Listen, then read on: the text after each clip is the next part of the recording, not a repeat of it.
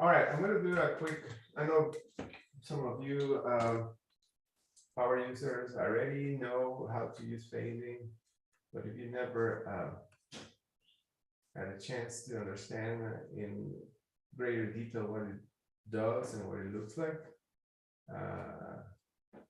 this is the time. I'm going to give a quick understanding of phasing terminology, how to assign phasing properties to views, phasing properties to objects, and organize the project browser by phases. Phasing is important.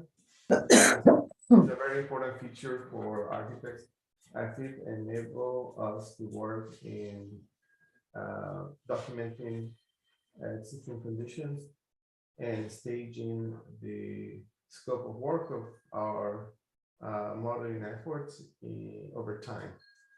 So in that way, it's for retrofit, renovation, and improvement projects. It allows you to apply visibility graphic standards to make visually compelling stories on how the scope of work is applied on the construction documentation.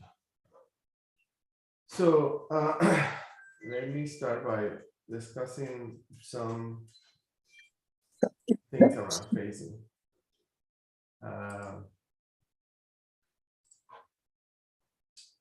Okay, first, a phase is a defined scope of work of architectural, contractual delivery, and stage it over time. Where the phase by default is a property of the view. So think of it as a visual visibility setting. And if you open the instance property of any view, you will find information about phasing under the phasing group. And when we start creating phasing in Revit, the default settings are two. There's existing conditions, and then there are new construction. Existing conditions are typically the as-built conditions from an existing building. It could be of a Revit model that somebody or the owner has given to you. It could be also derived from an AutoCAD file. But existing basically, it's a default phasing that comes out of the box, as well as new construction. Projects can have multiple phases over time, so you can insert or delete additional phasing. Maybe a project is due to budget constraints, is developed over time in 2 or 3 stages. And for each of these stages, you prepare different construction packages. And for each of these construction packages, different visibility settings apply related to phasing.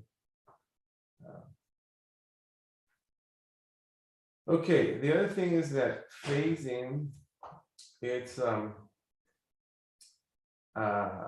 so the phase as such is it's a property of the view, but every object in Revit also has an object phasing. So every visible geometry in a 3D space has the possibility of having a object phasing. And object phasing indicates 2 things: when an object is created and when it's demolished. What phase an object is created and in what phase the object is demolished. And Zach, welcome to the class. I just saw you calling. I'm gonna paste the dataset link on the chat panel.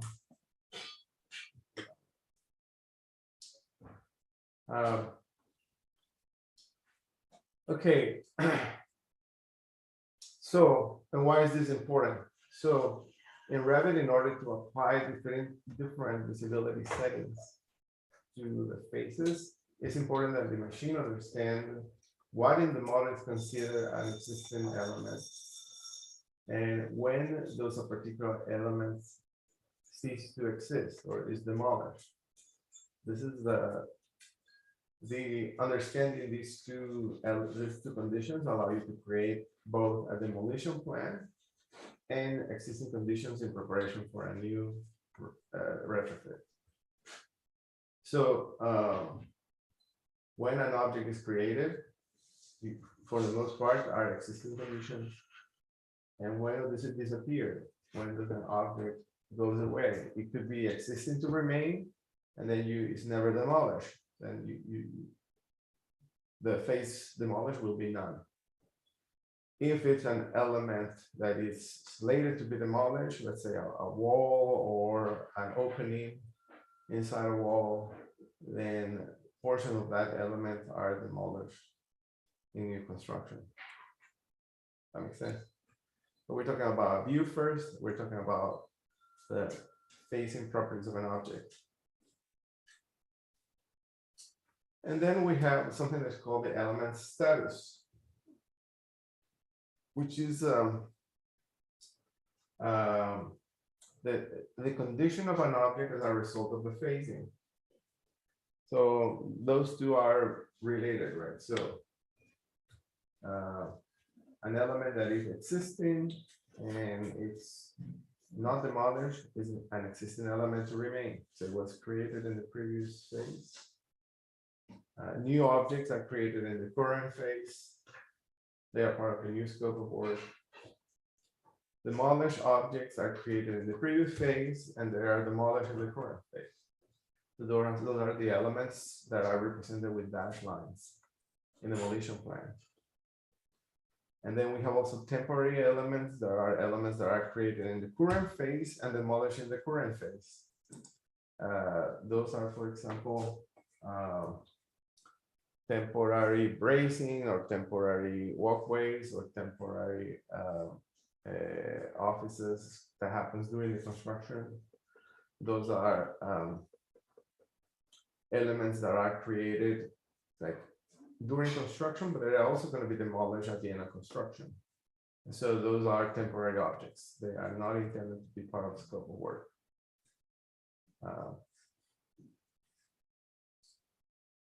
Okay, and then when it gets a little hairy, it's to understand what are the different phase graphic overrides. So think of this as a visual properties that apply line and patterns properties to objects assigned to different statuses. So the properties that are impacted are the line weights of a representation of an object, the line style, the fill pattern, and a material. For example, existing objects to remain. You can apply a phasing override that applies thin line color during projection and a thick gray color during cut.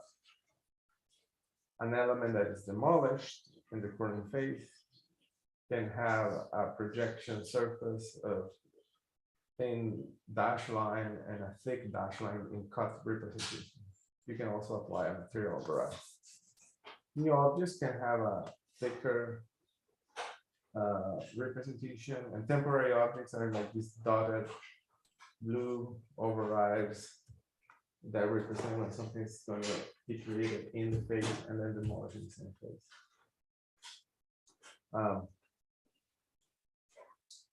And so these are the graphic settings of the graphic overrides based on the element status. And then the phase filter, just to make it a little more complicated, it's a tabular display of graphic properties that assign different visibility graphic overrides to elements based on their status. So when objects, a filter is a combination of toggles that apply view overrides to new objects, existing objects, demolished objects, and temporary objects. For example, look at row number 6. It says show previous objects and new. What does that mean? New geometry created in the current phase will be displayed by category. This is based on the object styles. This is the global setting that is assigned to a category by Revit.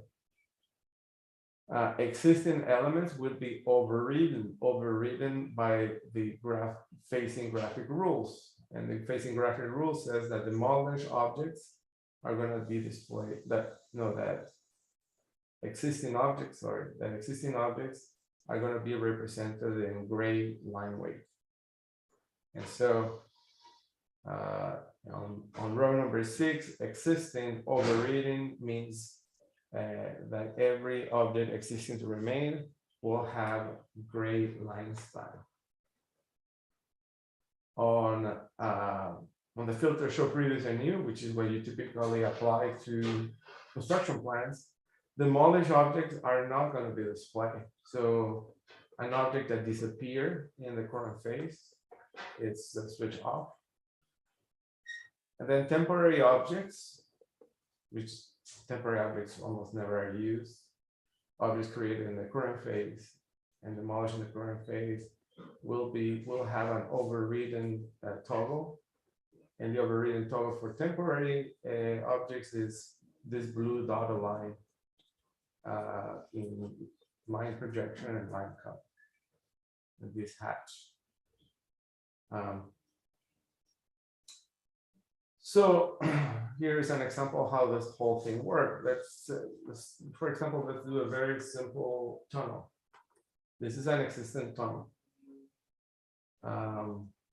When you receive it from the contractor or from an existing owner, there's probably facing hasn't been assigned to the project yet. And so when you receive that model, then you start assigning objects to different phases. So you select these 4 walls, give it the phase of existing, and then apply, create a new scope of work. This is scope of work on phase 1.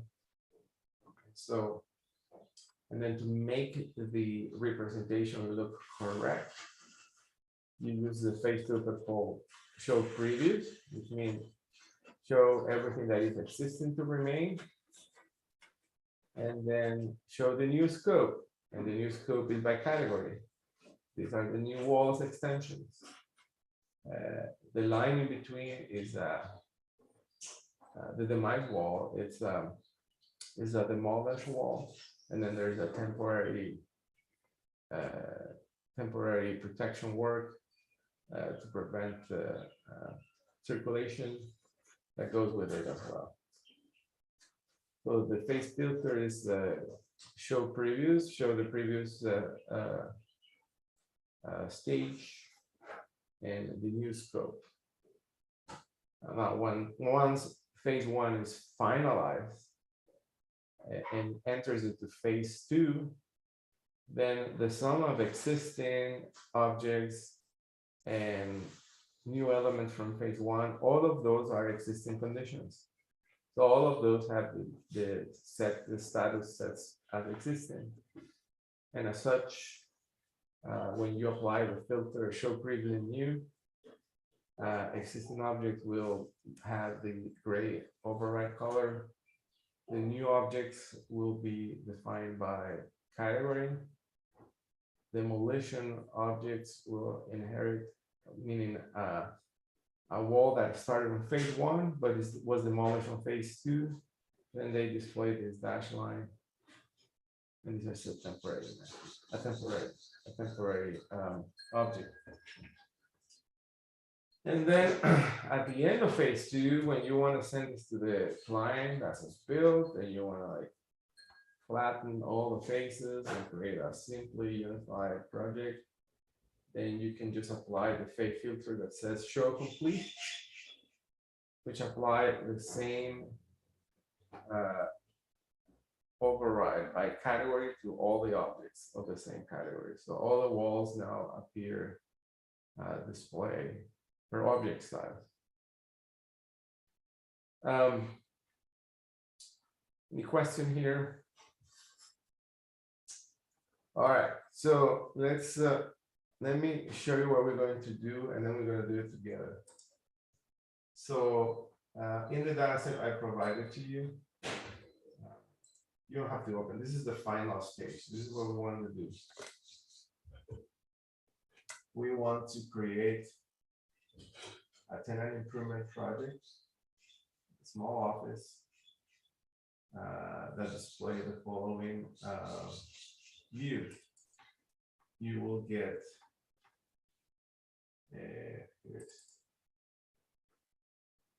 this is an existing floor plan that is going to undergo 2 tenant improvement stage over phases. This is the demolition plan showing where the walls that will be removed in preparation for phase 1 scope of work. This is the phase 1 scope of work, and notice how all the existing conditions have this gray color, and everything that is new has a different visibility override.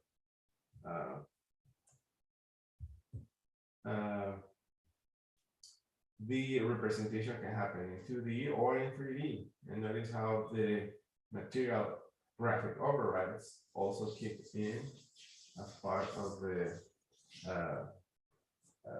face filters in the 3D view. Then I have another sheet here. This is what happened on phase 2. In phase 2, you are going to demolish, or we're going to demolish the second half of the retrofit, and then we're going to present the client with 2 design options. This is one design option. This is another. This is more like an open office. This one is considered just closed office for everyone. And we're going to let the client decide which of these 2 options they want to do in phase 2. The display of options and phases can also be expressed in 3D renders. Like you can see here, these are 2 design options where we're all working in the same model. And that's the beauty of these, that you can have phasing and design options all happening within the same model. You have to have separate models in order to do these different layouts. And then these are, you can create schedules that are specific to certain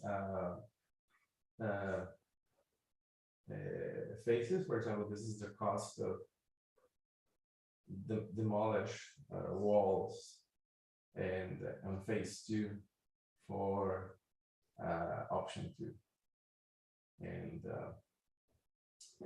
And the same thing can work creating schedules of furniture or schedule of other wall materials. So that's part of the scope of work. So that's what we're going to do. And the data set I provided you is already staged in the different spots of the problem exercise today. And you look at the files on their phasing design options. We have existing condition, then we have phase 1, option 2A, option 2B, and phasing final. The file I want you to open is the file that is called existing. I'm going to close this down. And I want to open the file called existing. Go ahead and open this file.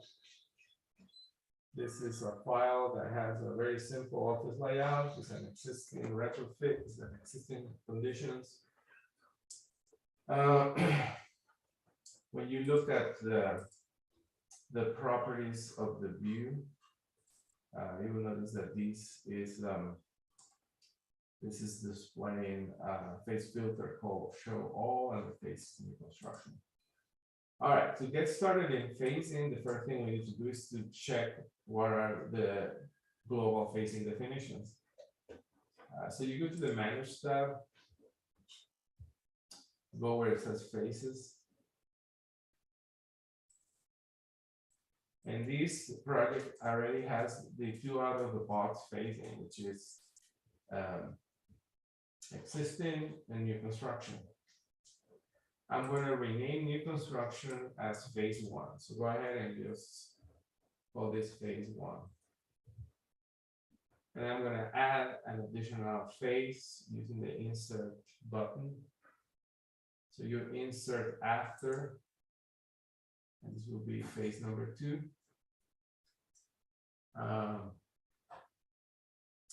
And so, yeah, these are the 3 phases. Phase existing, phase 1, and phase 2. I should write this down because this is super important. And that demolition is never a phase.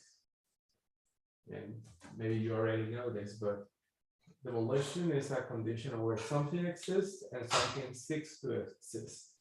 So, for example, an object is existing and then it's going to be demolished on phase 1. And it's this combination of properties that gave an object a demolition graphical review. But you never add demolition as a phase because it's not.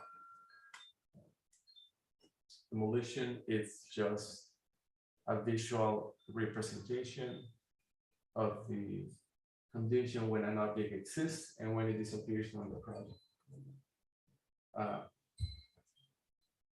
Okay, so we hit OK here. Notice that the phasings are organized at the very top from the earlier or the past phases to the future. So you stage them in this panel chronologically.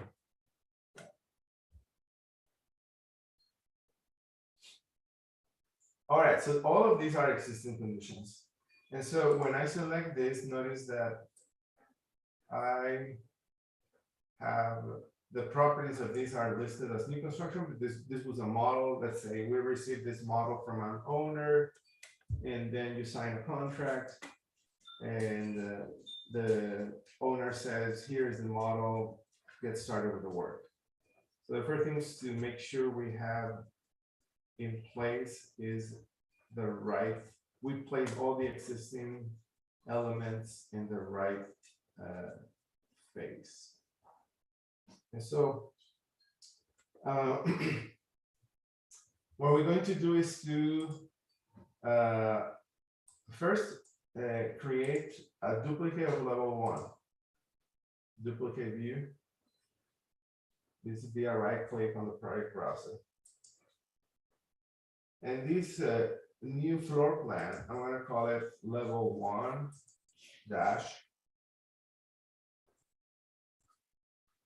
existing conditions.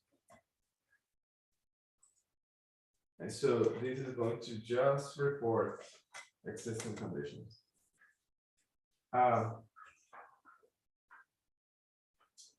In the properties of the view of this floor plan, I want to make sure that all existing elements are displayed in color gray. And so all of these objects needs to be assigned to the previous phase, to the existing phase. And the way to do that is very simple and very quickly. You can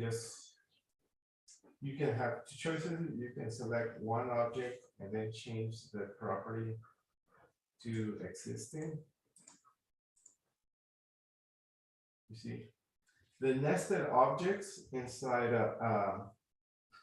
like the doors, they don't change. So you have also, they don't change by the host. So you also have to change the door as well. Select the object, change it to existing in the facing parameter. Facing parameter existing. But instead of doing this one by one, we're changing every object one by one. What is existing, what's new. You can just simply select everything on the project, do a window selection. And then on the filter here, you can go category by category. So check none. Select the walls first. Apply.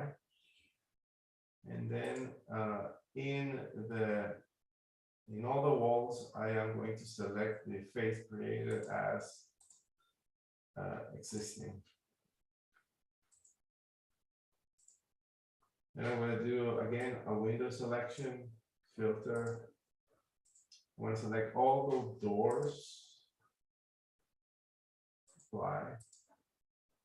And the doors, I'm going to assign them to the face existing. So, these are quick question. When I do that filter, I don't see the phase option in the properties on the left. When you select all the objects, Yeah. you don't see the phasing. Yeah, like when I select a single wall, I'm able to see the phasing as a property. Yeah. But when I select everything and I follow the steps of, I filter it, I only select walls. And then I don't see phasing as an option on the left. Wait, let me see. I don't see. Scroll down. I see parameters, identity data, structural. I'm just seeing if I'm missing it, but no, I don't. I have the same thing. I'm only seeing a few items. Yeah, I don't see phasing. Yeah. Okay. One thing you may want to check is that you have deselected these select pin elements. Make sure it's clear. When I selected a single, like I just select one wall, I'm able to see the phasing in the properties, but okay, let's do this. Select similar. Yeah, you right click and say select all instances in the entire project. Let me see if it's, even then it goes away. Yeah, even when I do select similar, I don't see it. Select similar, and then if you scroll down. Yeah, you see it? No.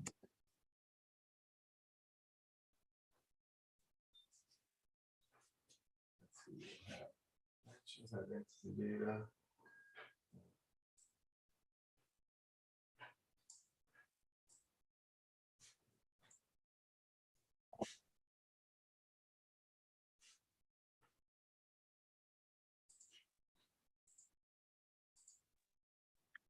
Did you pick create similar, Cesar? Oh, in my crease, yeah, that's my bad. Yeah. It's select. Create a wall. So again, this is what I do. I make sure you have on pin selected, allow you to select pin objects. There's no red cross on this little icon here. And then you do crossing selection, you'll be able to see all the pins. These pins are the panels nested inside the walls. And then you filter, checking on walls. You need to have 34 walls. The properties. If you scroll down, phasing it, you should change this to existing. Norm, that was Ramila, right? Yes, that was me. I somehow don't see it, but that's fine. I don't know, maybe there's some issue at my end.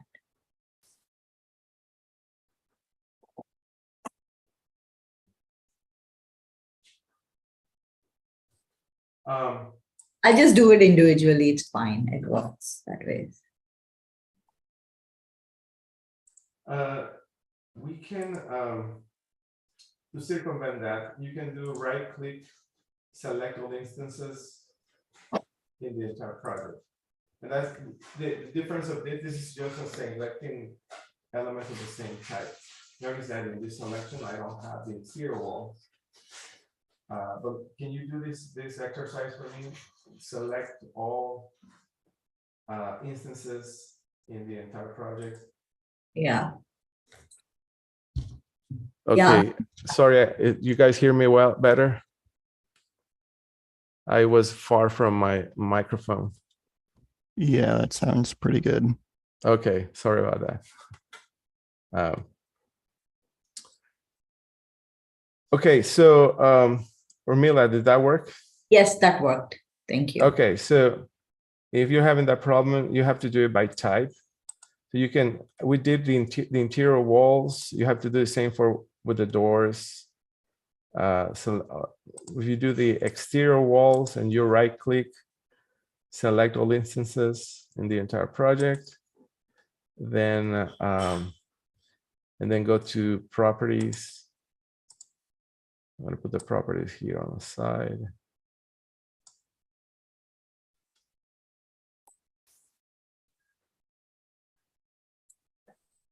Excuse me.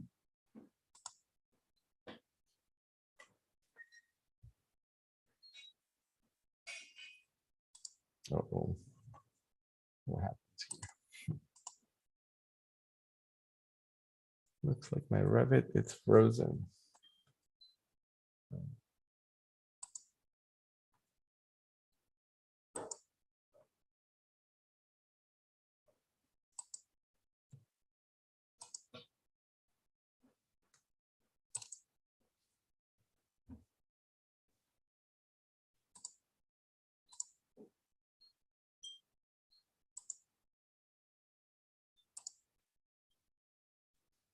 My Revit is frozen. I'll give it a minute. Otherwise, I have to kill the session and start over.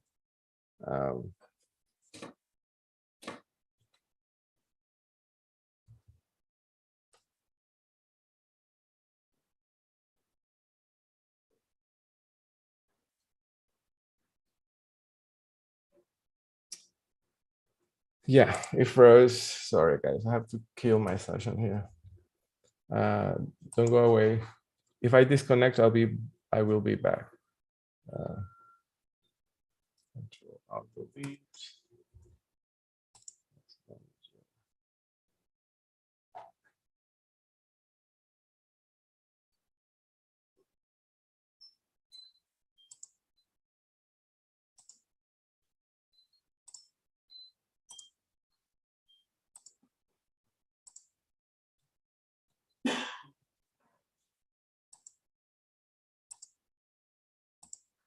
Okay, I'll have to start over.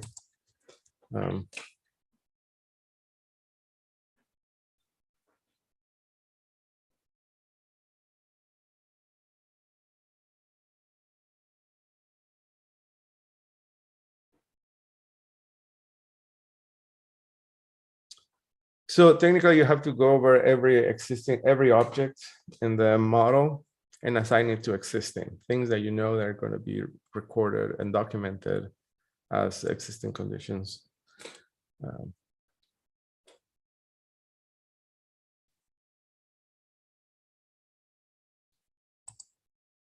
I'll show you a quick way to do that. Like, you know, to avoid doing this whole process of reassigning it manually. Oh, I have somebody open the file. Somebody just went, or maybe myself, when I kill it. I want to save this as existing to, there appears to be some temporary files that haven't been closed correctly. Okay, so all of these objects received from the client are under new construction because that's how it was set up in their office. But a quick way to make everything existing is to merge cells, to merge faces. So you go under the Manage tab, then you go into Faces, and you see this new construction. I'm going to merge it with the previous. It's very simple. Everything that is on the new construction, combine it with the previous phase. And so with the click of one button, and then when I go back here, I I make all these objects existing. You see the face created of everything in this view is now existing because I merge the faces. And now that I merge it, I can go back to the face setup and add new faces. Phase 1, phase 2. And to make this look grayscale, again, I'm going to duplicate this view. I'm going to call this level 1 existing.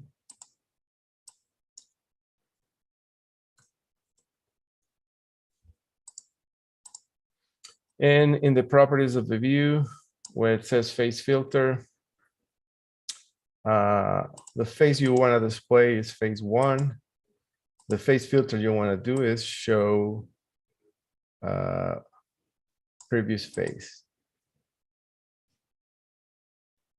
There you go. So this is a view of existing conditions. Phase 1, apply the phase condition to the view so that the filter works. And then the filter is saying display a graphic override. And the graphic override is that all existing objects will receive this gray color according to the phase filter graphic overrides. All existing objects receive a gray color. So the phase filter is saying the show previous phase, new objects are not displayed, existing objects are overridden, demolished objects are not displayed, and temporary objects are not displayed. So these are just like the existing to remain objects.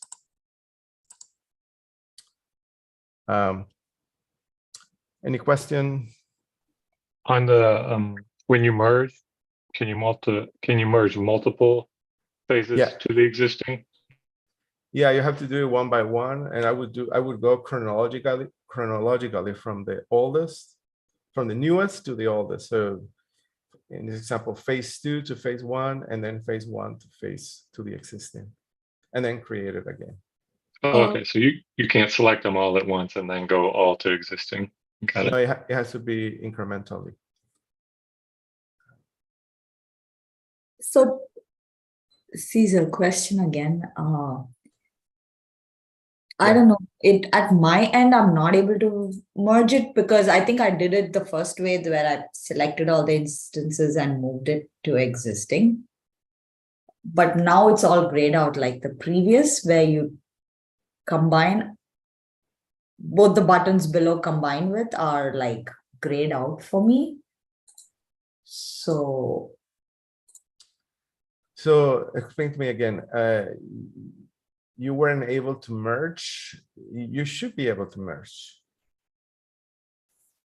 Okay, existing. It doesn't work. Okay, let me try again. And the other thing, you unzip the files, right? From Sorry? Revit. From the data set, you unzip the files. Yes, I unzipped it. It's saved on my desktop and all that. Okay. Okay, what now? Merging will work one at a time. So if I want to merge this again, you just go combine with previous, and then everything becomes a single phase. I'm going to add another one again, the ones I deleted, phase 1, phase 2. There's nothing in these phases yet. So I go and click OK here. To some extent.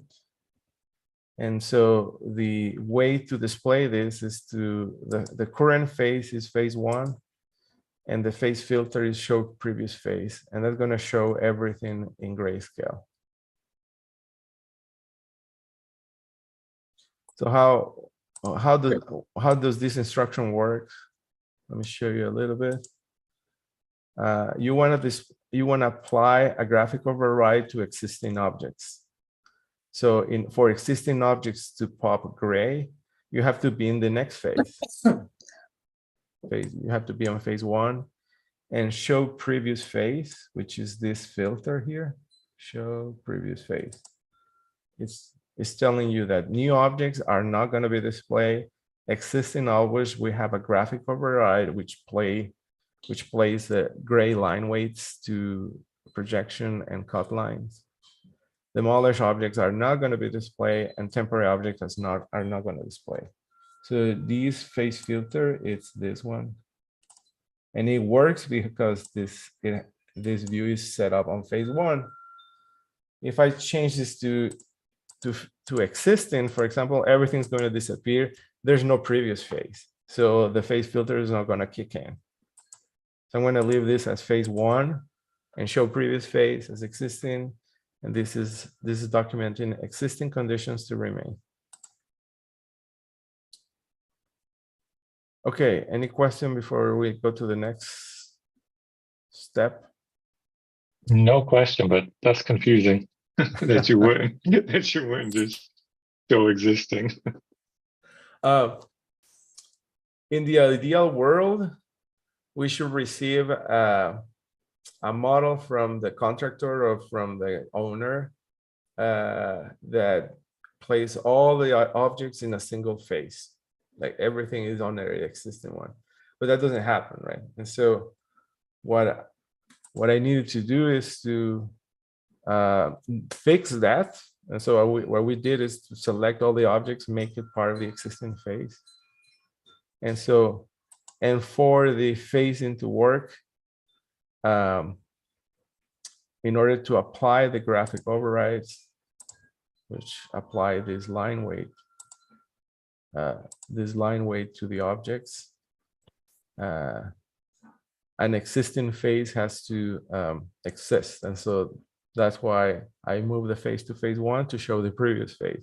Maybe with the next couple of examples, it becomes clearer. Okay, so we're gonna right click on the existing, we're gonna duplicate it, we're gonna create the demolition plan. Duplicate. And we're gonna rename this.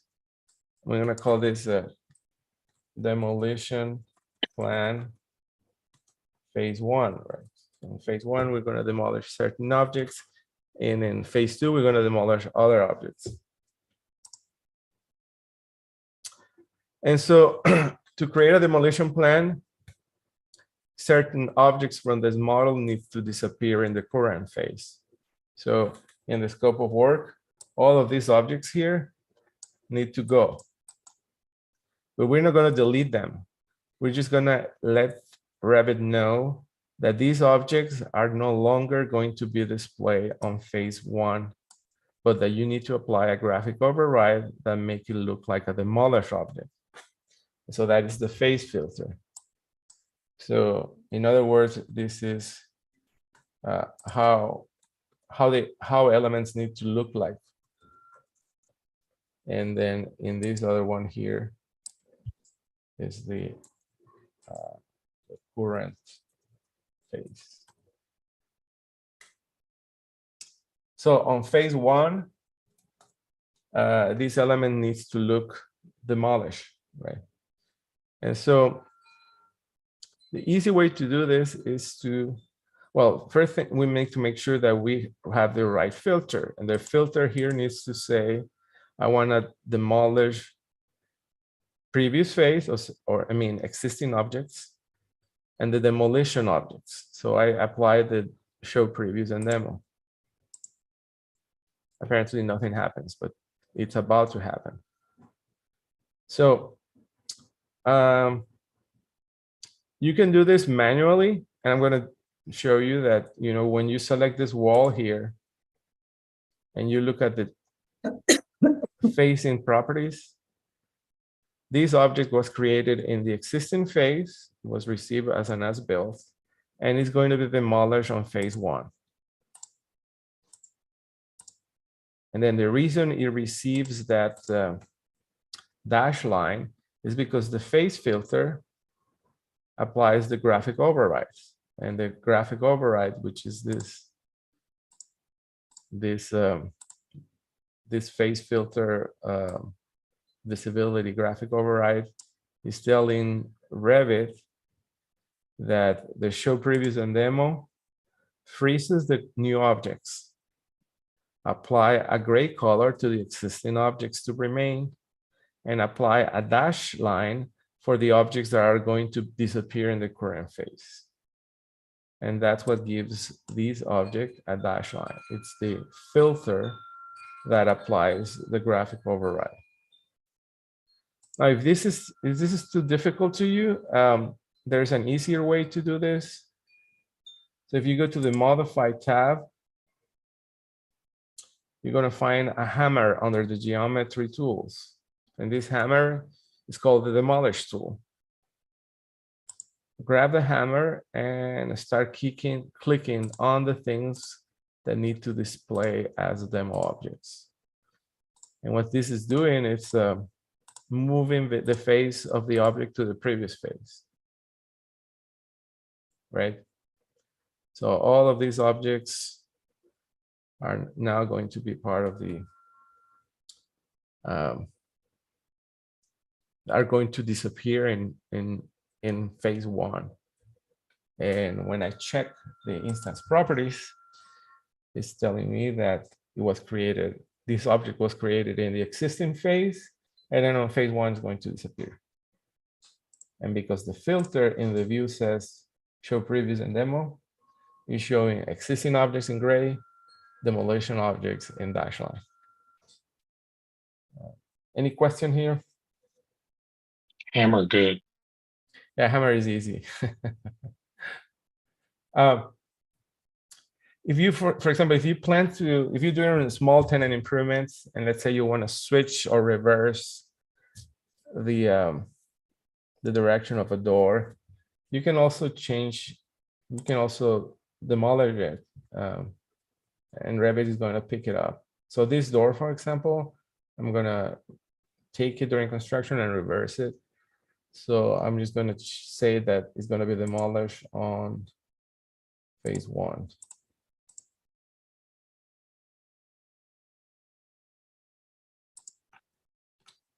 Okay, demolition plan phase one, I think it's finalized to some extent. A question about an issue with the rooms. Rooms cannot be don't travel across phases. So when you assign a view to a different phase, only the rooms belonging to that phase will be visible. So I'll give you an example. This is the existing condition, right? And I'm going to place a room here.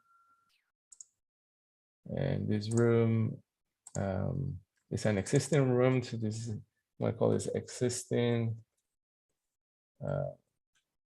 VP office.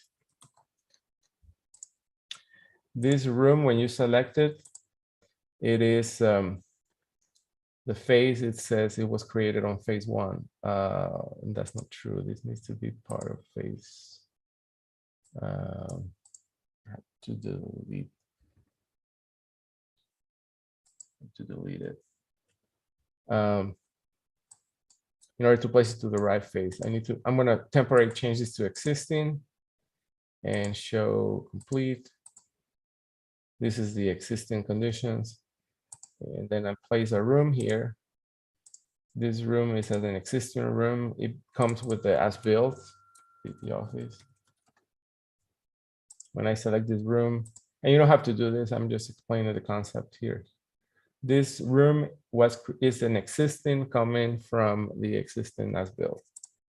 But when I switch to a different view, that room is nowhere to be found because rooms don't travel with view, don't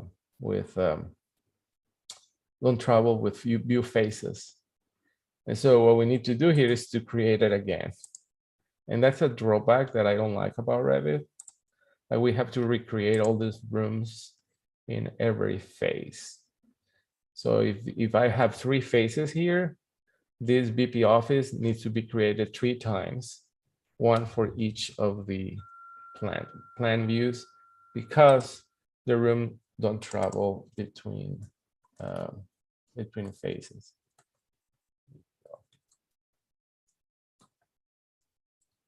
That's a limitation. But that does allow you to filter and create schedules that are very specific to the phase. So these are quick question. Mhm. I lost one. So in the demolition plan, we see the demo walls. What is the phase filter is existing and phase one? No, show previous plus demo. Okay. I'm And just then yeah. okay, show previous and demo. Then in the existing condition, it is.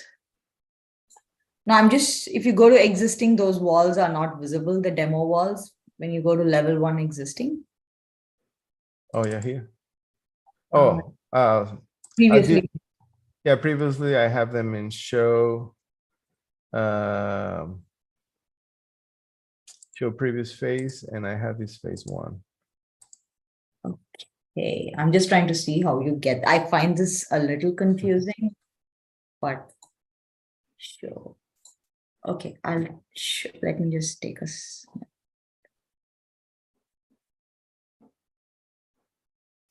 In fact, you know, existing. If I want to display all the existing condition, you can just say also. But you don't want to see them in gray, for example. Because this is existing means this is our builds, and as build don't come with grayscale, right? So you Yeah. can say, show me the complete state in phase existing. And this is the complete state. Like, show me everything that is existing and that is as built. This filter probably makes more sense. Okay, got it. Show complete. Okay. And then when you go to demolition plan, then the graphic override start kicking in. And then this is saying that in the current phase, in the current scope of work, previous objects will be grayscale and demolition objects are going to be dash line. Okay, that. And these phase filters that are there, they're all built into Revit. We cannot customize it or change it or anything like that. Yeah, no, you can create new phase filters, and you can also change, like some people say, oh, this needs to be a different type of gray or a different type of dash under the view. Graphic.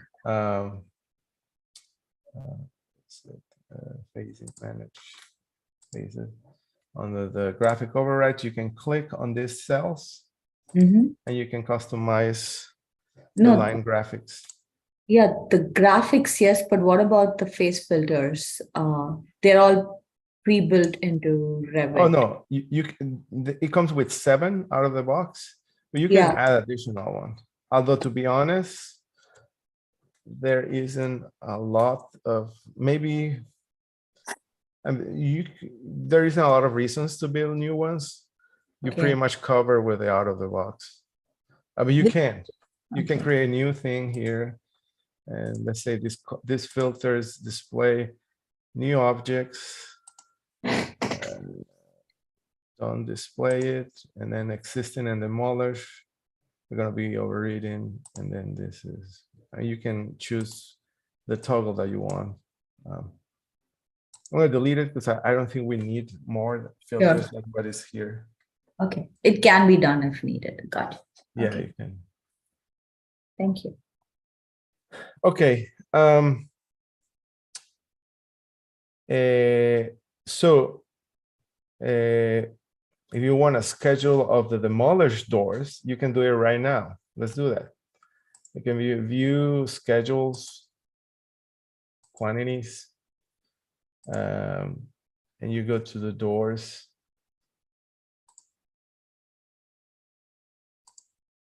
And then you can say, I want to schedule the family and type. And I want the count of elements. How many type and count? That's enough. And then in the hit OK. These are all the doors in the project. These are not just the ones that are demolished. And so in the properties of the schedule, you can switch. You can switch the face filter as well, and say on phase 2, show demo in new. No, on phase 1, sorry, phase 1.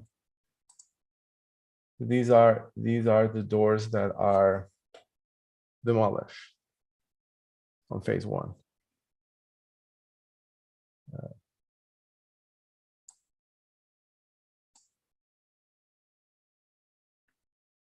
And you can do the same for walls, for example. You can create schedules of doors, of walls as well. Any question here? I'm going to move us to the next phase, which is now we're going to create a construction plan. And again, the question with I think with the rooms is critical. Rooms don't travel between phases. And every time you change the view phase, you have to recreate the rooms. And you do it one per phase. So rooms on existing view, rooms in the phase 1 view, and rooms in phase 2. These 3 different phases are going to have a 3 different set of rooms in order to schedule correctly. Okay, we're going to do the construction plan of phase 1. So right click on the demolition plan, duplicate view.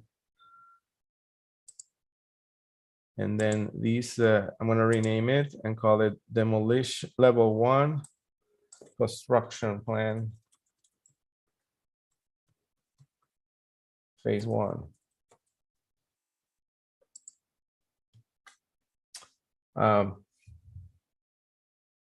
Okay, so in a construction plan, we see existing objects and new objects, right?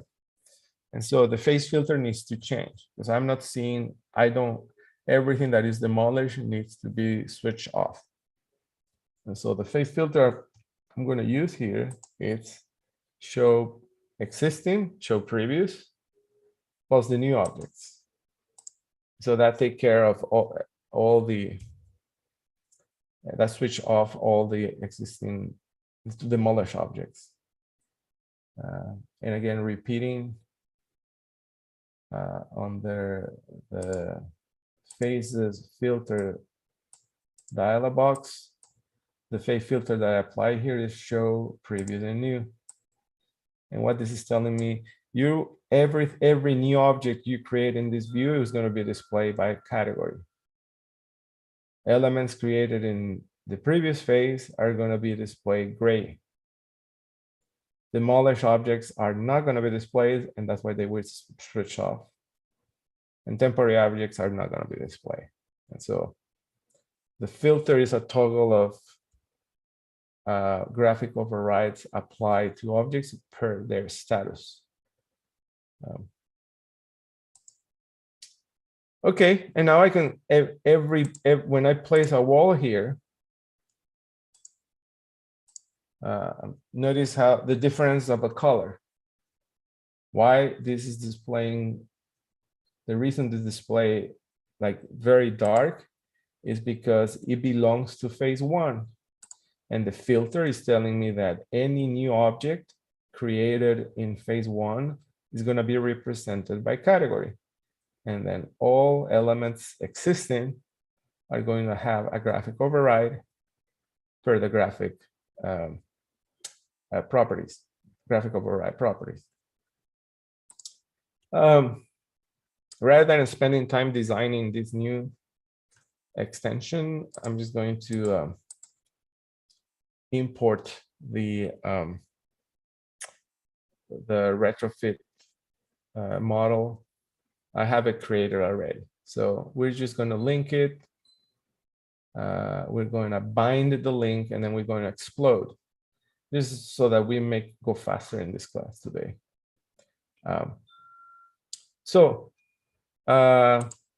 We are going to link a file. So you go insert, manage links, insert tab, manage links, and then we're going to add the phase 1.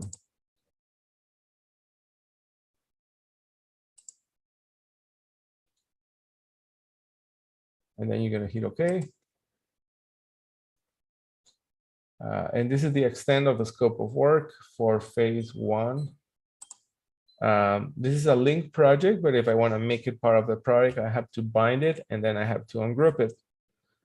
When an object is bounded, is made part of the Revit object, of the Revit file, but it maintains the relationship of all the elements as a container group.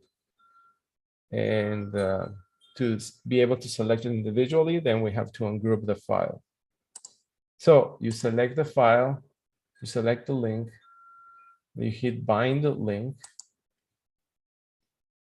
clear all the checkboxes in this instruction. And then this is going to convert a link into a Revit object. And it's asking, you want to remove the link? Yes, I want to remove the link. So just remove the link here. Then select the group and hit ungroup. And now these are all individual elements. And because this link was placed in a view that has phase 1, all the objects inherit that property. And when I select this wall, look at the face properties, it's always phase 1. These pieces of furniture were pasted in a view with the phase 1 on it and inherit the properties of that phase. All these new objects belong to phase 1. Existing objects still remain connected to the old. Any question here? I want you also notice something here. On the tenant improvement project, sorry, to some extent, there were 2 storefronts added to the conference room. And if you look at the demolition, notice how Revit automatically highlights the demolition opening in preparation for the new window. So when you add new objects to a wall, like a door or a window in a new phase, Revit automatically is going to create these demolition openings in preparation for the new object. And then the requirement is that like this storefront, this is part of phase 1. It's part of the scope of work in the tenant improvement phase 1. And it's displayed in by category. And as soon as you place that, Revit understands that in order to allocate that, it needs to demolish a piece of the wall, and it creates this demolition openings. That makes sense? That's cool. Yeah. And then if this move, for example, oh, this needs to be shorter, then the demolition opening also changes. So it's dynamically incorporated when you utilize the similar faces in an object belonging to a different face.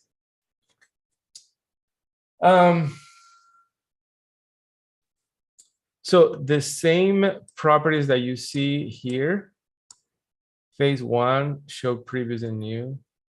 The same properties here, you can use them to create a schedule. For example, you want to create a schedule of all the furniture on phase 1. I'm going to do that quickly. You go view, a schedule of quantities of the furniture.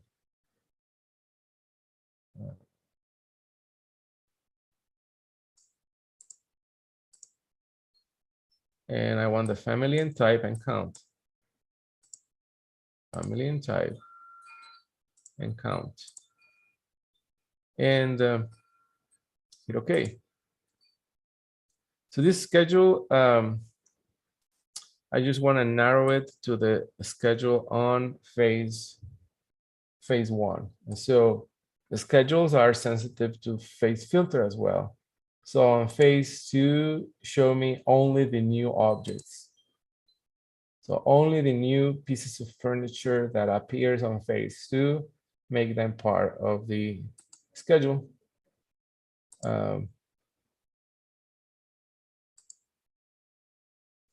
Show new, on phase 1, not phase 2. There you go. And there wasn't any existing piece of furniture, but if there was existing piece of furniture to remain, that will be excluded because the phase filter is only showing the new objects. If you want the whole counts, then you can create filter properties. So in the filter properties, you can say in the sorting and grouping, show me totals. In the formatting, sorry, in the sorting and grouping, sort by family and type. Oh, sorry, just itemize every instance, clear that. That's it. Oh. And sort by family and type.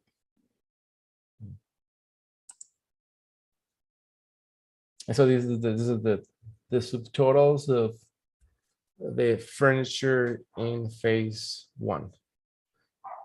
And the phase filter only lists the element on phase 1. Any question here? Okay, let's keep moving. Now we're going to do design options for on phase 2. And phase 2, this is going to be the demolish objects, and we're going to have 2 options, a retrofit option 1 and retrofit option 2. So I'm going to duplicate the construction plan phase 1, and then I'm going to rename it as level 1 demolition plan phase 2.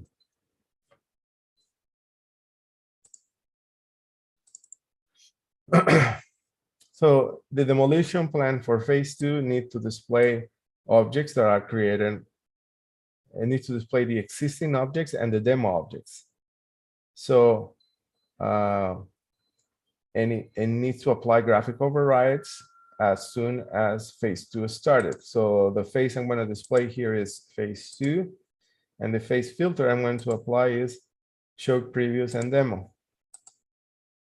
And notice how all the pieces of furniture created in the phase 1 are now grayed out because they are part of the existing conditions. All the walls that belong to phase 1 are grayed out because they are part of the existing conditions now.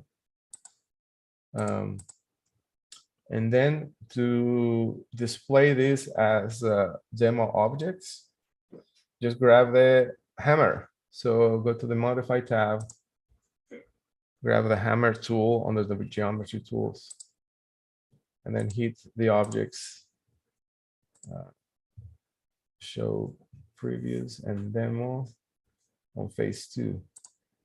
So hit this, there you go.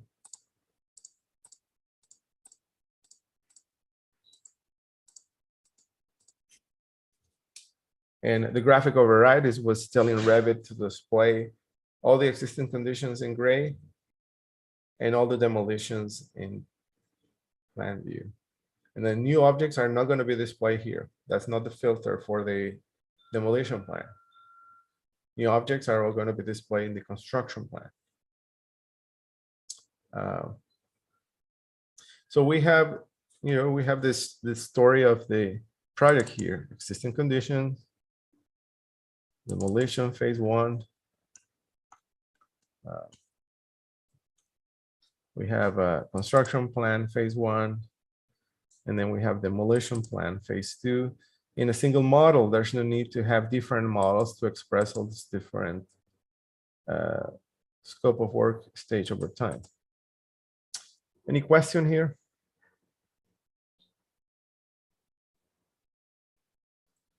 Okay, so now we're going to talk about design options. And so for phase 2, we're going to have multiple design options. Design options are intended to display different layout configuration within the same view in a floor plan of a Revit building. A design option is not intended to provide multiple versions of multi-story buildings, or at least that's not the desired use. It is intended to use like desk layout or floor plan layouts that are specifically narrowed to a area in a floor plan. As soon as you start adding multi-story variations in the model, or you start to create very different type of envelope or exterior assemble, then maybe in those cases you have to create a separate model.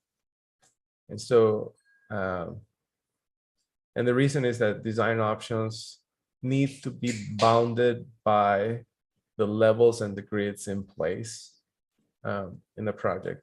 And as soon as you start having these variations on grids and levels, then design options are not going to be suitable for that particular use. When we create design options, we need to enable the model with design options by creating design option group. You create a group of options to solve a specific type of design problem. In this case, the problem is what is going to be the layout of the office distribution in phase 2. That is the problem statement. And then for that problem statement, we're going to have 2, 3, 4 different options. And so design options, you enable them again under the Manage tab. Design options. Manage tab, design options. So step number 1, you create a set of solutions. And the set of solutions here is you click option set. The option set by default comes with the name option set 1. But you can click on that and rename it. I'm going to rename it, and I'm going to call this phase 2 options.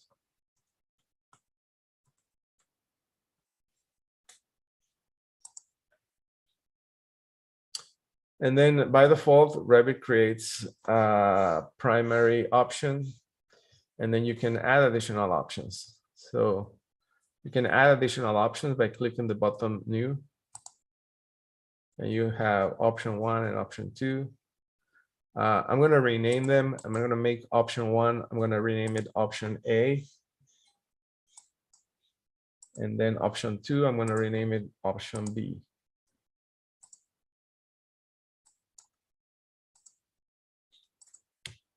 So we're creating, I can have option C and option D. I don't have enough time to display those in this class, but I have option A and option B. Notice that one says primary options when it comes to display clean connections and corners. That's what it means, that the primary option is used to create very clear corner conditions between existing conditions and the design options. And then the others are not gonna have those relationships. You should pick the option that you like, or you like to propose that you would like to, you're leaning towards your client to accept, and call that a primary. Because at some point, once the client has decided what option they want, you remove the secondary options. Say they didn't like option B. You archive this file somewhere, so you have a track record of what option B was. But to make the model efficient, then you delete option 2 and stay with option A, the primary preferred option. or if the client decided for option B, archive your project, select option B, make it the primary, and then delete option A. So the primary option is establish closer relationship with the existing objects. I'm gonna keep option A as the primary option and option B as the secondary. Okay, any question here? All right, so I'm gonna duplicate the demolition plan, duplicate the view, and I'm gonna rename this phase 1 construction plan.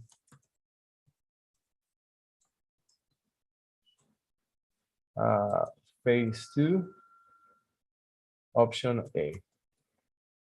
We're starting to add options here.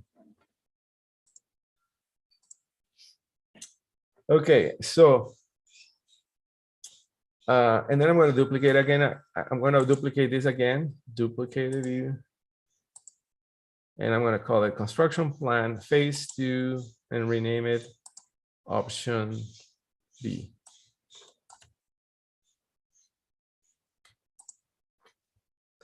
So let's start with option A. The face filter of option A needs to change to display new objects. And so the face, it's still phase 2, but I'm gonna change the face filter to display existing objects to be represented in grayscale and new objects to be represented by category. And that face filter is show previews and new. Demo objects are gonna be switched off. Notice how all the demo objects are gone. And now everything I create here, you don't have to do this, but I'm going to create a very simple, very quick wall here. This is a wall. My bad, there's a step I missed. In order to start adding objects to options, I need to be very careful about selecting what is the active design options.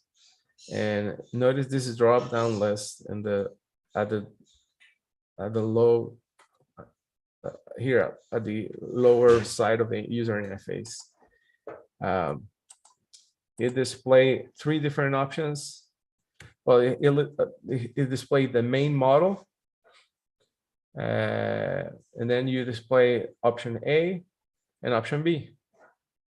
And so to visually assign geometry to different options, you have to set up the active design option.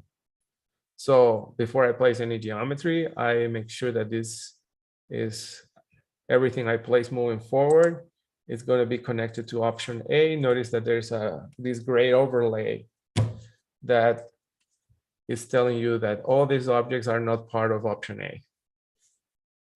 And then when I create a wall here, and I look at the properties of this wall, notice these 2 things.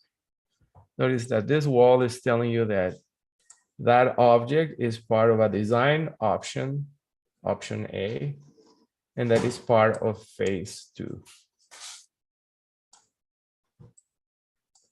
So we are now combining phasing with design options, and so we need to be a little more careful about where we place things and how we apply the graphic override so that they display correctly for the different view purposes.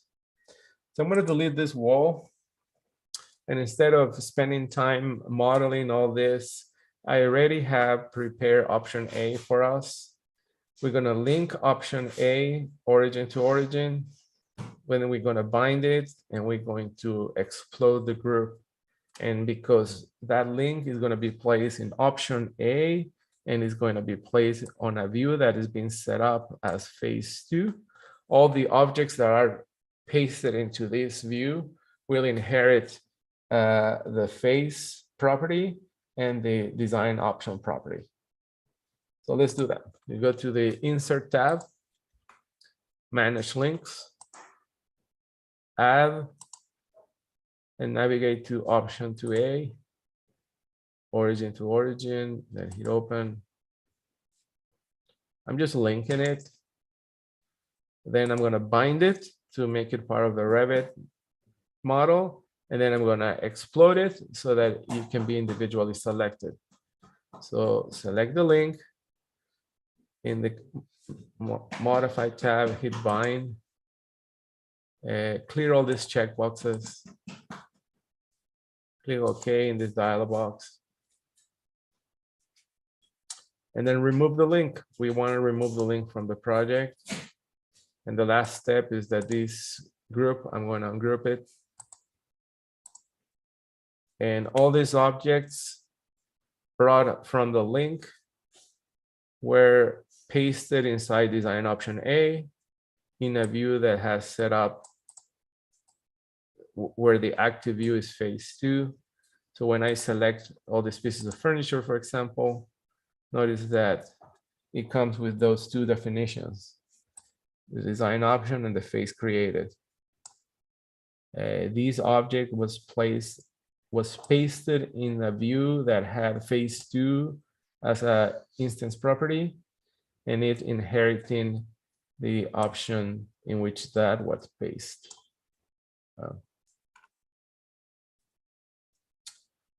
All right, so all these objects can only be edited and modified when the active option is enabled. So for example, if I switch back to the main model, notice that I have access to only the main model objects, but the design options are invisible. They are locked, like you cannot do anything. In order to change and modify elements on the design option, you have to make option A the active view, the active option, and then you have access to that. So I'm going to leave this as the main model. You notice that it has the right line weights. It's expected to behave the same way, what I was expecting. It's expected to display graphically the way I had expected. Any question here? And now let's go to the last view, which is construction plan phase 2, option B.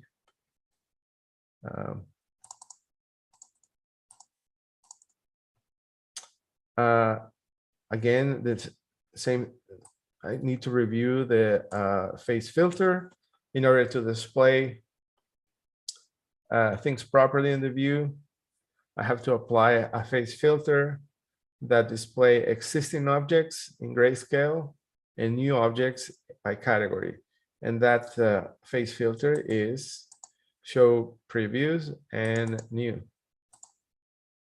So this is going to switch off all the dash lines. The reason these appear here is because this is the primary that is the primary design option, and the active view is the main model. So the main model always display the primary design option. But I'm going to switch this to option B. And now when you switch this to option B, notice that option A goes away. And so I am ready to link option B. I have a model as well for that. We're going to link it, and then we're going to bind and explode, because that link is brought into a view that has phase 2 and option B as definitions. Then every object that we paste here will inherit those properties. So let's do that. You go to the Insert tab, Manage Links, navigate, and bring option B, origin to origin, hit open, hit OK. Then this link fell under option B in a view that set up a phase 2. Now I'm going to bind it in the contextual tab, hit bind link, clear these checkboxes. We don't want to include additional geometry, and click OK on the material redundancy warning and remove the link. This is a group. I'm going to ungroup it. And just to verify that what I say is true, when I select this wall, it inherits the properties of the view set up on phase 2 and the design option. So this is the design option, and then this door inherit the properties of the view.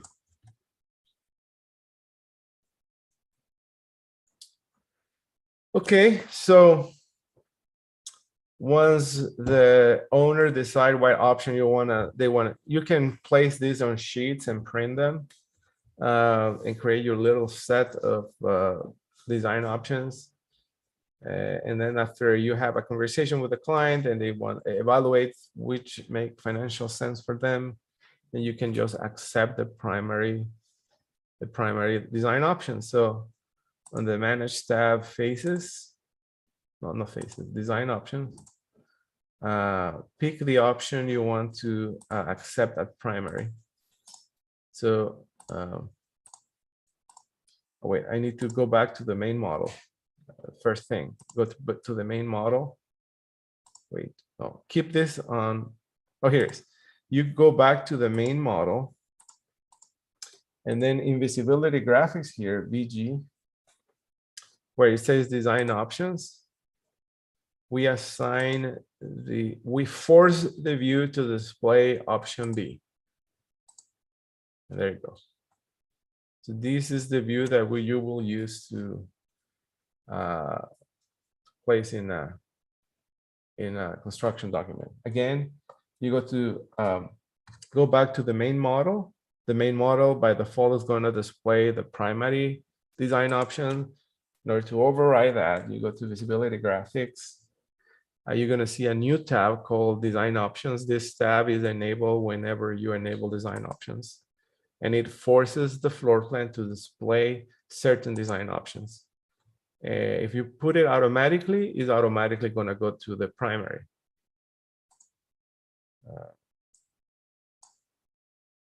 Just want to prove it. Hit apply. This is option A. Where I want to force this view to display option B. So in visibility graphic, go to design options, select option B, apply, and hit OK, etc. So just like I did this for the floor plan, and I didn't have much time, you can do the same for ceiling plans. For every ceiling plan will have design options. You can have design options, ceiling plan, option A, ceiling plan, phase 2, option B. Each of those geometries are going to belong to a different design option. And you can also do this in 3D. I'm looking at the clock. We're not going to have time to do all the 3D views, but if you want 3D views to be specific to certain design option, you can also apply the graphic overrides. So in here, I'm going to switch this to shaded. And if I want to display, for example, this is a 3D view. I want to display phase 2, previous and new. And I want to make it design option specific. Then you go to visibility graphic, you go to design options and say, you know what, for this view, I want to display option B or option A. And notice how the 3D view is also changing the different options. Make sure you label it correct, the view, right? You need to rename the 3D view to represent what it's displaying. And the same with the schedules. Right? In schedules, you can create a schedule of furniture on phase 2 for option A or for option B. You just apply the same way we apply the facing filter in 3D view. The same filter applies to the data contained by these objects. All right, so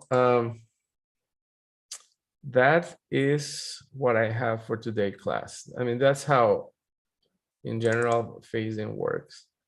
let me close the session with some good practice tips. So in the data set, I gave you a PDF.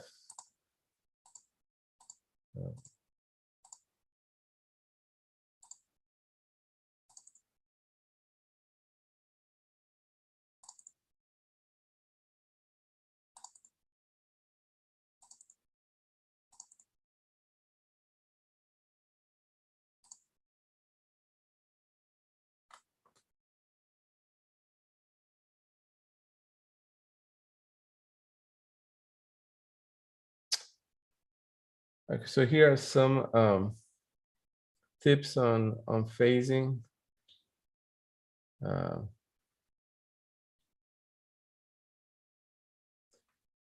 Like Urmila says, you can create new phase filters. For example, if you just want to display demo objects, but not the existing one, there's no filter for that.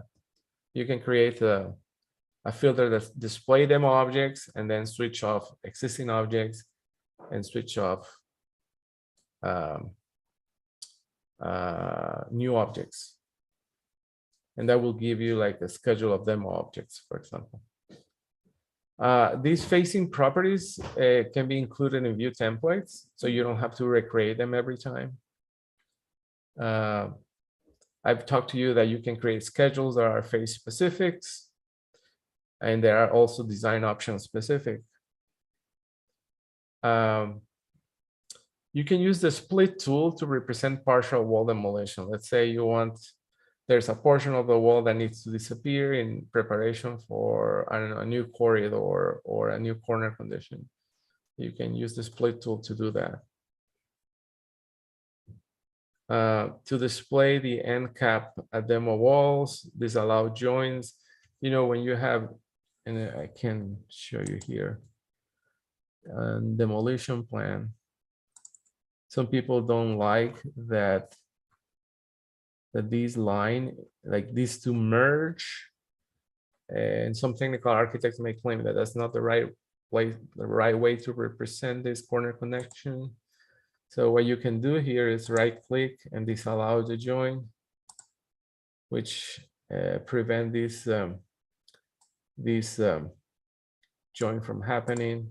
And now you have these like very clear boundary of where the existing condition, where the demolition condition ends.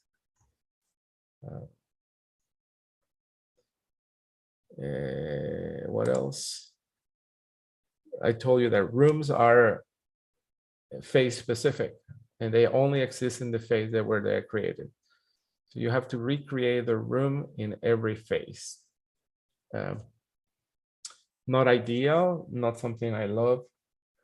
It's one of those things that has been on the in the highly requested features, the ability for a phase to travel across phase, for a room to travel across phases. And then some things on limitation for design options. Design option, the same apply with rooms. Rooms and design options are only displayed and visible in that design options. And so rooms won't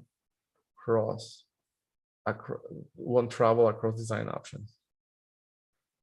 Don't add levels or grids in design options. Those are not, that's not the purpose of a design option in a floor plan. Oh, views, you can create section, interior elevations, and call out specific to a certain view. Let me show you how that works. Say, this is demolition plan. This is phase 2, option B. Let's say I'm going to create a section here or interior elevation. I go to the view tab and then I go elevation. I want to make sure I have this elevation pointing north. Or you can place it and then select it, enable this for corners for an interior elevation. The interior elevations are here where it says elevation 1A, B, C.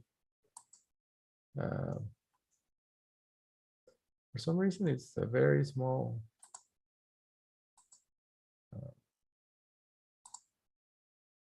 All right, so I'm going to open the elevation turning west. What you can do is double click it. You can increase the extent of this interior elevation. And notice that right now it's displaying the main model, and the main model means that it's displaying the primary design option. And so to force the view to display a different design option in section, you go to visibility graphic, then you go design option, and this design option you can save. This is the section of option B, and that's option B, or this is the section in option A. So use visibility graphic overrides to apply a design option to a floor plan, a section, or an enlarged plan, or a detail plan.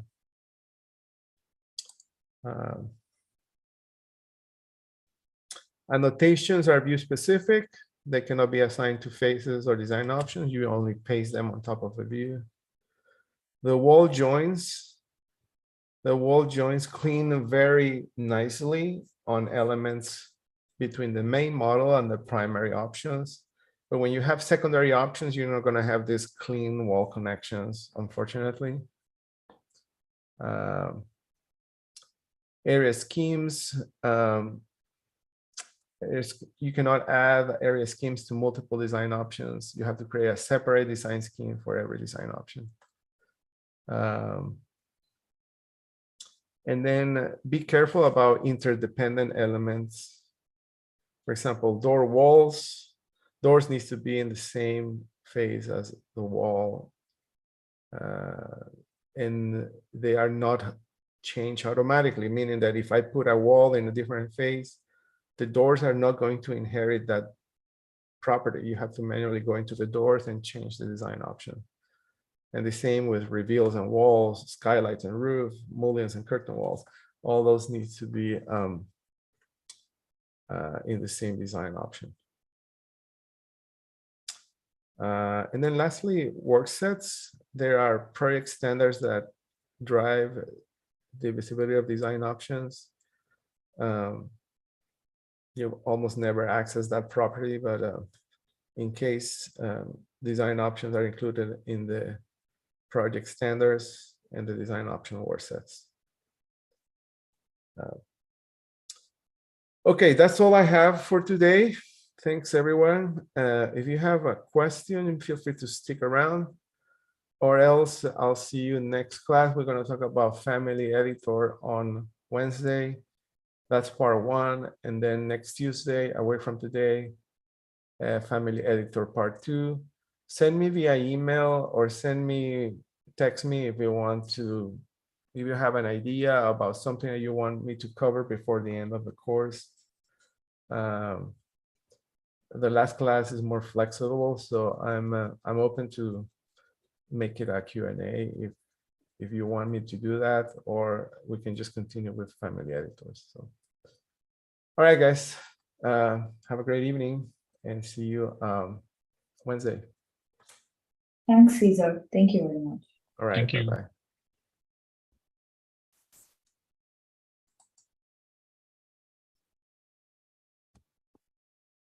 Well, I got a bunch of questions for you, Caesar. All right, that's what I'm here for. Awesome. So for, like, let's just say all the existing walls, is there a way that we can lock them in place? So even if they move to like a demo, even if they're moved to like a demo, I'm using AutoCAD demo layer, they'll still be stuck, like they won't accidentally move, because if they're existing, you obviously don't want them to move. Yeah, you can pin them. I mean, when you select an pin, object right. and then you pin it, unless somebody makes the explicit effort to unpin it, but it cannot be moved by mistake. You try to drag this out, drag it in, nothing can happen. So And- you can pin it. Okay, and how I just clicked on the wall. I don't see the pin. How do you pin it? Select the Yeah. wall and it's the pin tool. Up there. Okay, gotcha. Okay, thank you. Then is there a way that, let's just say you have two options using the design option, option A and option B, and the client wants the conference room in the same location, like they really want it right there. Is there a way to move objects between options? Yes, good question. And I should have explained that. Say they want a combination of option A, option B, and some elements will be kept and some other will not. And so let's say, let's see, what can I move? Let's say they want, okay, just for fun, this table they wanted to move on option A.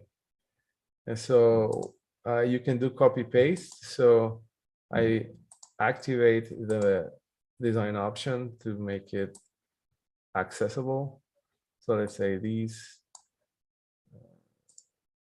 chairs and this table, I can copy to the clipboard and paste it. Mhm. Or I can also move them via copy paste is going to create the same geometry in two different design options. But if I have selected here and then I select option A, you can move object using this tool. For example, this is the table. It says here add to set. Oh no, this is from the main model to the design options. Mhm. So I'm going to go here to the main model. So let's say this piece, this is the main model, and I forgot that this doesn't need to be on the existing one. I need to move this to a design option. Mhm. So I move them here. Add it to option A or option B, and that moves the element from the main model to the design option. But if I want to like now I'm going to go to option B. And now appears there. Mm. But if I want to like copy paste an object, if I want to transfer between options, it's best to use copy paste. Like, Okay. I'm gonna Copy go, paste is the best option. yeah, I'm going to select this thing here, copy to the clipboard, Control C, and then I switch to option A, option A, and then Control V.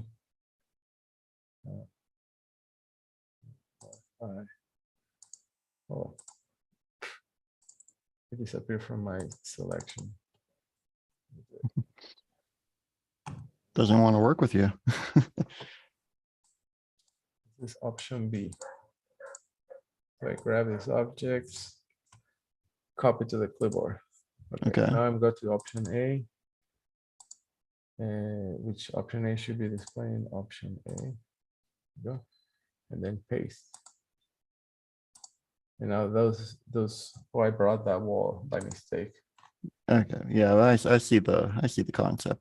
Okay. But now these piece of furniture, which used to be on option B, now it's part of option A. Okay. Just via copy paste. All right. Awesome. Thank you. Let's see. Wrote down a bunch of questions. For the room tags, I'm kind of jumping all over, but for the room tags, can you create different room tags that, for example, don't use a number? So you don't like use room, I don't know, 101 for phase 1 when you need it for phase 2. Because my understanding is you can't reuse the numbers, right? Like once a number is used, it's assigned to that room. You can't really change it. I mean, you can change it, but you can't reuse that number. In rooms, you are allowed to, but it will give you a warning Like you can Mm. have the same room in 3 phases with the same number, but it will give you a warning. Revit doesn't stop you from not using it in room parameters. Okay.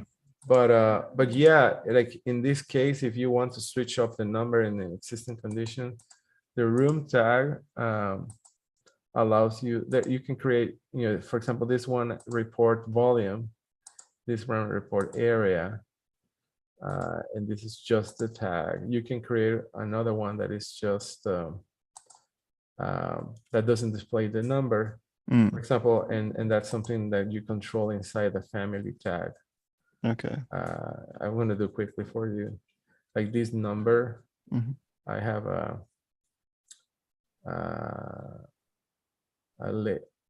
I create a label for it. No,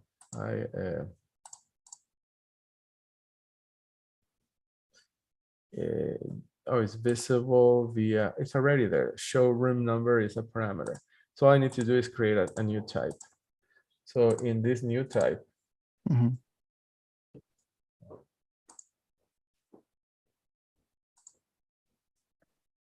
I'm going to create a new type here that says room only.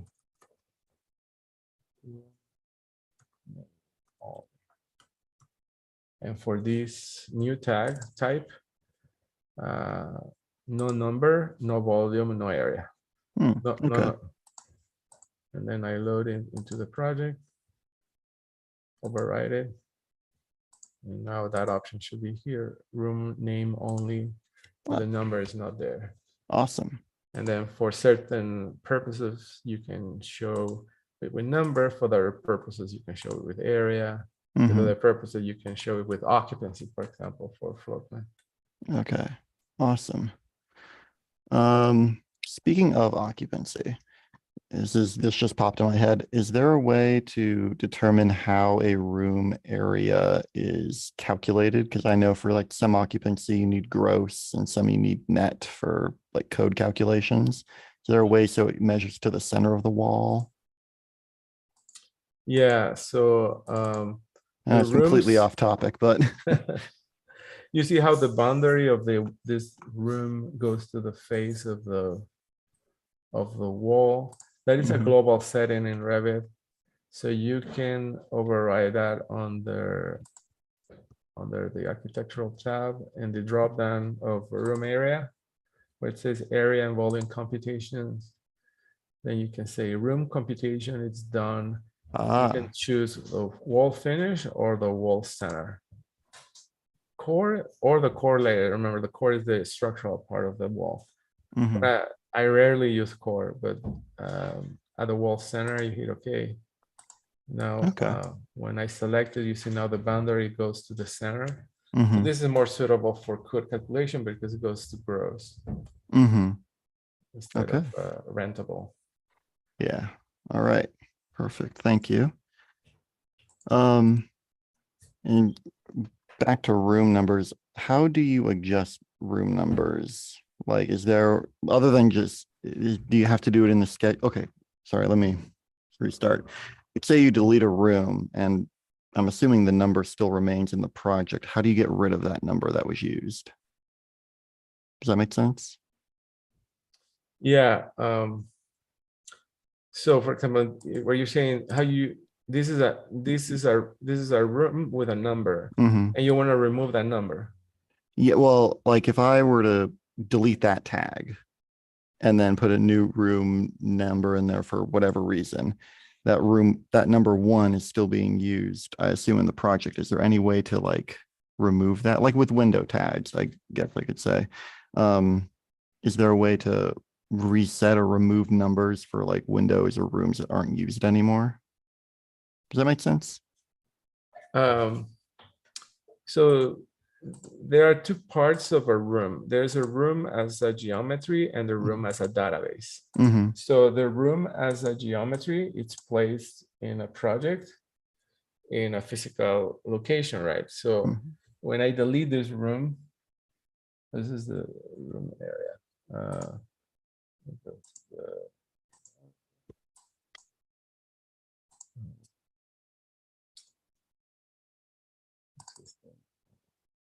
Visibility graphics.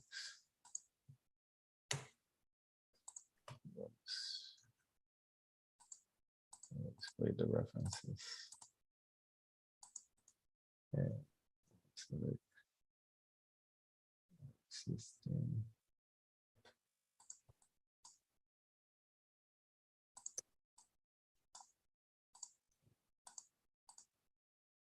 Okay, this room is it's a geometrical object living in the model, but it's also it's also a line item in a database inside Revit. So when I remove this, if I delete this room, the room is gone from the model, but it's still inside as a database. So when you place it, and you probably know this, and you place it, you just pick it up from the list of the database objects already available. You don't have to recreate it again. Okay. Now, to remove the room both as a geometry and a database, you remove it first from the project, but it's still in the database. And then to remove it from the database, you create a schedule of rooms. Schedule of rooms.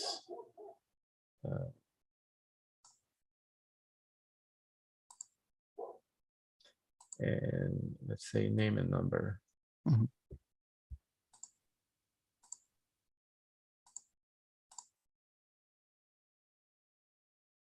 then this should be part of the existing. Here's the BP office. You see, it's not in the project, it's not placed in the project, but it's listed still in the database. And so to remove it from the database in the schedule, you delete it. And now it's gone forever. Okay. There's no room number, no room name, and then no number again. Okay. And you don't have to, you can replace it with a different parameter. But you were asking also how you renumber elements.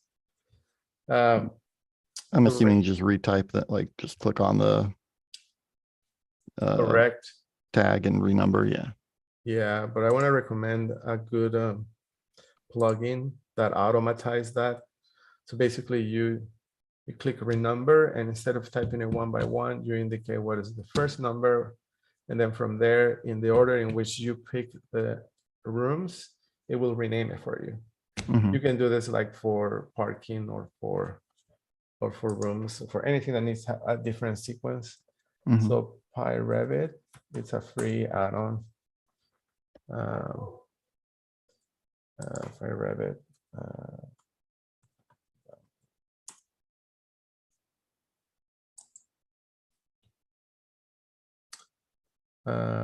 Here's the installer. It has a bunch of different extensions that allow you to expedite a lot of work. Let me see if I can maximize that. So all this by Revit, everything you see here are additional functionality in Revit that it's free. I mean, a lot of companies pay for this, but there's one of the here that are called Smart Renumber, and will help you remember everything. And so additional functionality that you don't find out with Revit, for example, there's something called overkill that if you have multiple lines on top of each other, it will make it a single one. Match tags, make a new pattern from scratch, manage keynotes, copy paste. And in one of them, there's a renumber tool. I can search for it. But that will be more smart. That will be a smarter way to do that. Okay, good to know. Thank you. Mm-hmm. All right, and one last question. So, how would you, like, going back to the plan, though, like a new door, you're only going to demo like 3 feet of wall for the new door. How would you get that to show on this? Like showing the existing as a full solid wall, and then demo is just the one portion, and then new is the new door. Yeah. So you see, I think in demolition phase 1 here, we're Mhm. demolishing this door, right? This door is going away. Let's say you wanna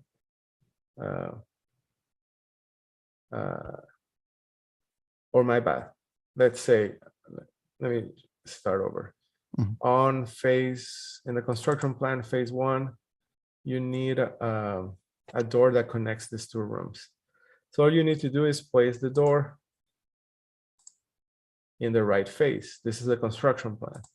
Mhm. And then the demolition plan automatically is going to create that opening demo for you. So in the demolition plan, you see how it's now Oh, dash. So awesome. there's no need to do anything. Oh, okay. Awesome. Well, so- that's easier than I was expecting. Like if you move this door in phase 1 on the construction plan, then the demolition plan is also the opening also it's automatically adjusted. Is there a way for that dashed section to be oh, what was it called? The where it's closed off on each end.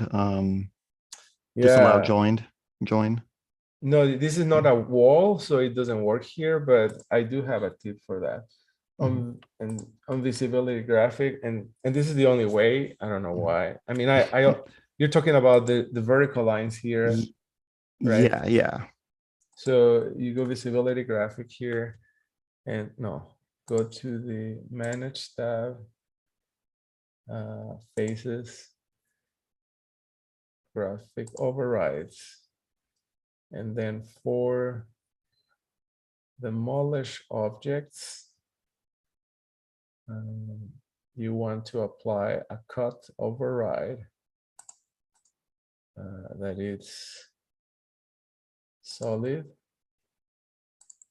No, it's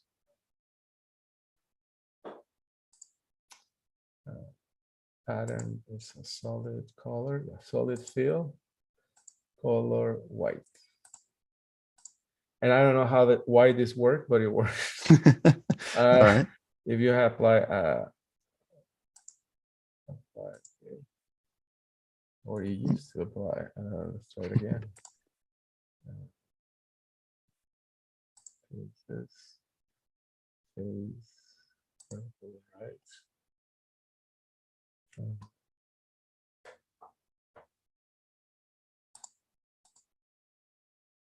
Oh, visible. I forgot to do visible, solid, white. It's for existing. Yeah. For Okay. the existing.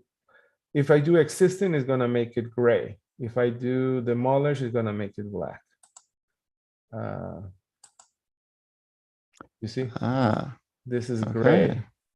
If you want to make it wait, I'm going to clear this override. Then if you want to make it black, it has to be visible as a white. Yep.